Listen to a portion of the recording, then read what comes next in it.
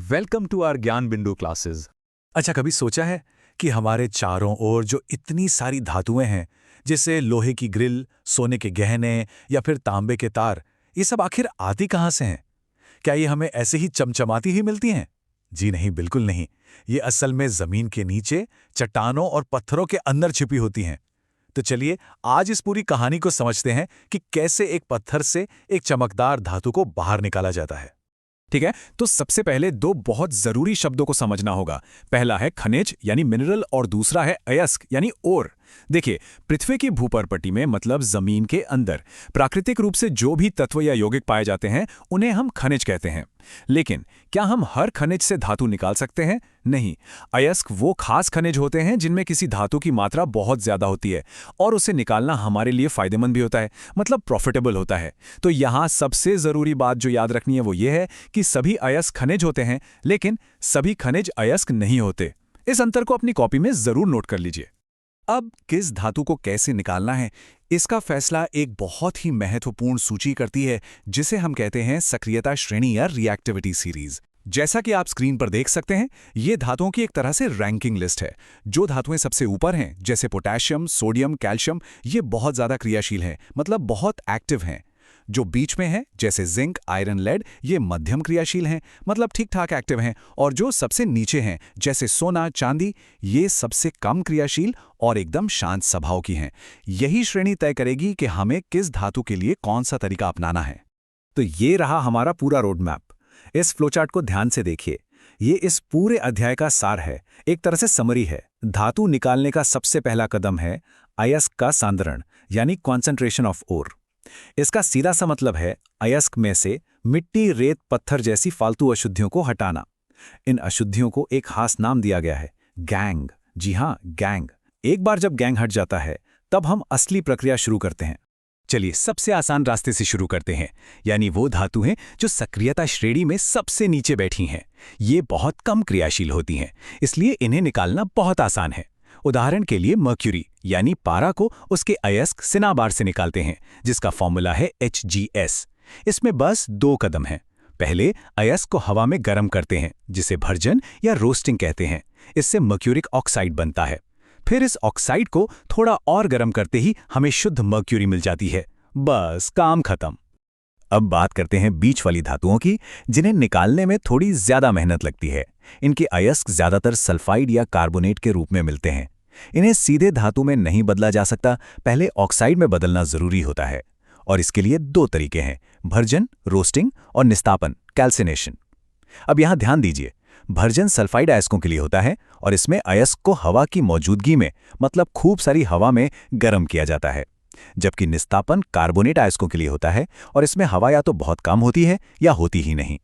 लेकिन दोनों का मकसद एक ही है, अयस्क को धातु ऑक्साइड में बदलना। ये अंतर परीक्षा के लिए बहुत महत्वपूर्ण है, इस पर स्टार लगा लीजिए। एक बार जब हमें धातु का ऑक्साइड मिल गया, तो अगला और सबसे जरूरी कदम है उसमें से ऑक्सीजन को हटाना। इस प्रक्रिया को हम कहते हैं अपचयन या रिडक्शन। अब सवाल यह है कि ऑक्सीजन को हटाएगा कौन? इसके लिए हम कार्बन का इस्तेमाल करते हैं, जिसे कोक भी कहते हैं।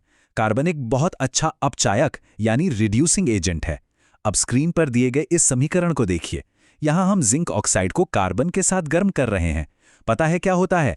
कार्बन ऑक्सीजन को जिंक से छीन लेता है और खुद कार्बन मोनोऑक्साइड बना लेता है, और हमारा जिंक अकेला रह जाता है। और यही तो हमें चाहिए था, शुद्ध धातु।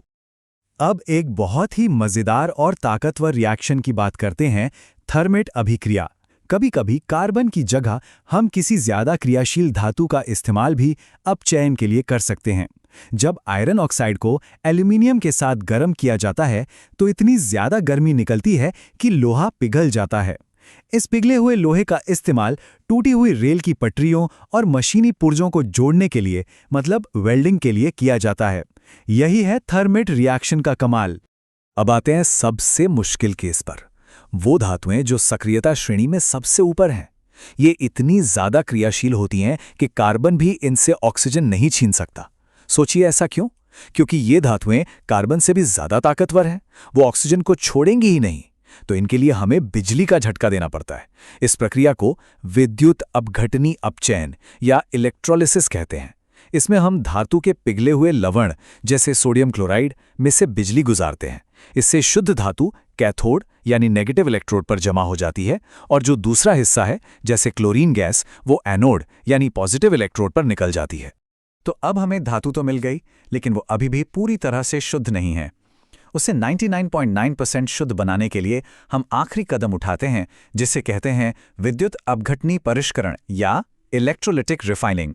इस चित्र को ध्यान से देखिए। इसमें 3 मुख्य चीजें हैं।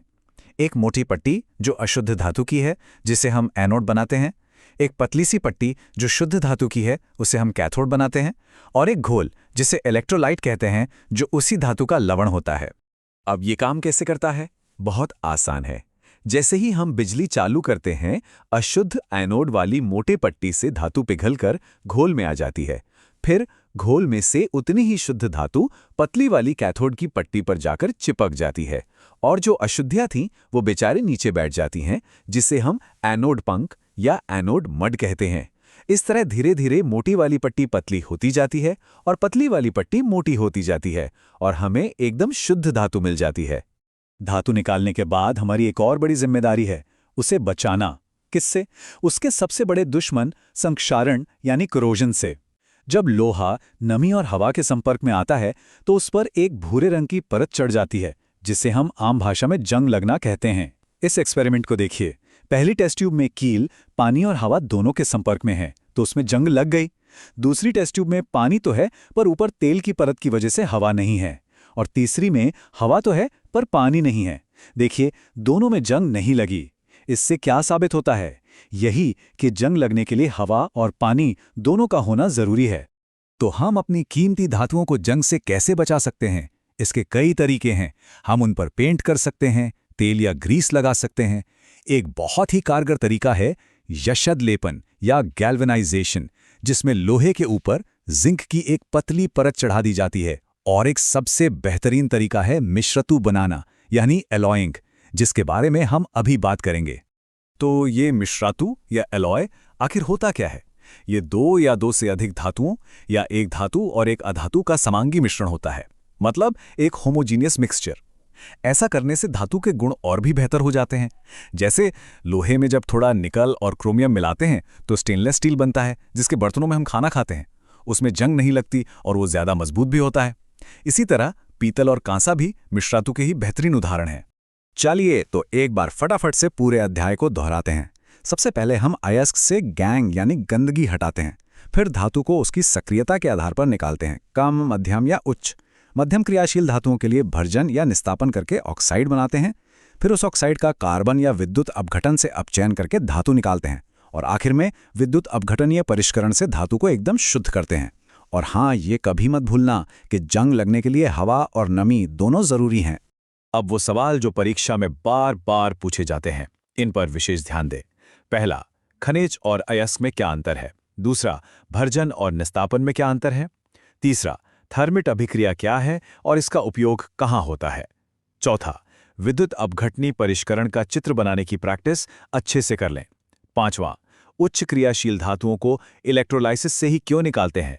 और छठा, संक्षारण से बचाव के तरीके। ये सब बहुत महत्वपूर्ण है। और हाँ, कुछ सामान्य गलतियों से बचना है।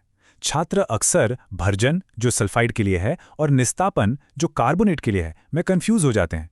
दूसरी गलती, परिष्करण के चित्र में एनोड जो अशुद्ध है और कैथोड जो शुद्ध है को उल्टा लेबल कर देते हैं। और तीसरी सबसे आम गलती, ये भूल जाते हैं कि जंग के लिए हवा और पानी दोनों चाहिए, कोई एक नहीं। ये छोटी छोटी गलतियां हैं जो आपके नंबर कटवा सकती हैं, तो इन पर खास ध्यान देना है। उम्मीद है आपको ये पूरा अध्याय अच्छे से समझ आ गया होगा। अगर कोई भी सवाल है तो नीचे कमेंट्स में जरूर पूछें। हमारे चैनल को लाइक, शेयर और फॉलो करना ना भूलें। मिलते हैं अगली क्लास में एक नए टॉपिक